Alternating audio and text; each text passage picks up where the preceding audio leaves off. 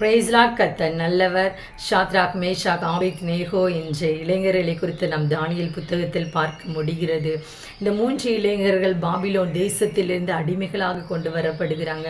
அங்கே உள்ள ராஜாசம் ஒரு நாள் ஒரு பெரிய பொற்சிலையை உண்டு பண்ணி இது எல்லாரும் தாழ விழுந்து வணங்கணும் சொல்லும் பொழுது தாழ விழுந்து வணங்கணும் இல்லைன்றால் எரிகி அக்கினி ஜுவாலையில் நீங்கள் போடப்படுவீங்கன்னு சொல்கிறாரு.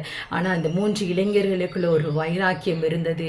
எங்களுடைய முழங்கால்கள் தேவனுடைய நாமத்திற்கு மாத்திரமே முடங்கும் என்று அப்படிப்பட்ட ஒரு வைராக்கியத்தில் அவர்கள் இருந்தார்கள். திரும்பவும் அந்த ராஜா அவர்களுக்கு ஒரு சான்ஸ் கொடுக்கிறார். நீங்கள் இதை செய்யவில்லை என்றால் இந்த அக்கினி ஜுவாலையானது 7 மடங்கு அக்கினி மூட்டப்படும்.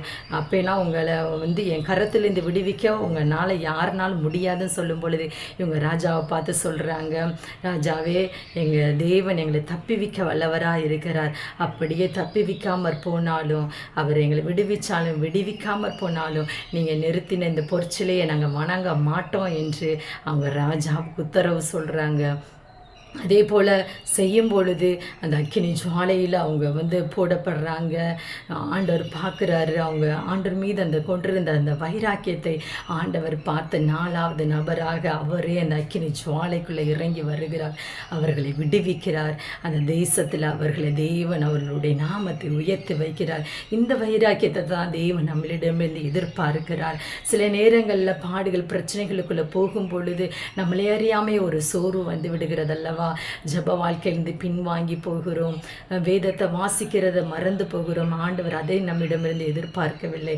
அவர் என்னை ஆசீர்வதிச்சாலும் ஆசீர்வதிக்காமல் இருந்தாலும், அவர் என்னை உயர்த்தினாலும் உயர்த்தாமல் இருந்தாலும், என்னுடைய ஜபத்தை கேட்டாலும் கேட்காமல் இருந்தாலும், அவரை நேசிக்கிறத, அவரை நோக்கி பார்க்கிறதுல, அவருடைய வேதத்தை தியானிக்கிறத எந்த காரியம் என்னை ஸ்டாப் பண்ண முடியாதுன்னு சொல்லிட்டு அப்படி தேவனிடம் நம்ம வைராக்கியமாக இருந்தால் தேவன் உங்களுடைய காரியத்தில் அவர் வைராக்கியம் உள்ளவராக இறங்கி செயல்படுவார். உங்களை தேசத்தில் தேவன் உயர்த்தி வைப்பார்.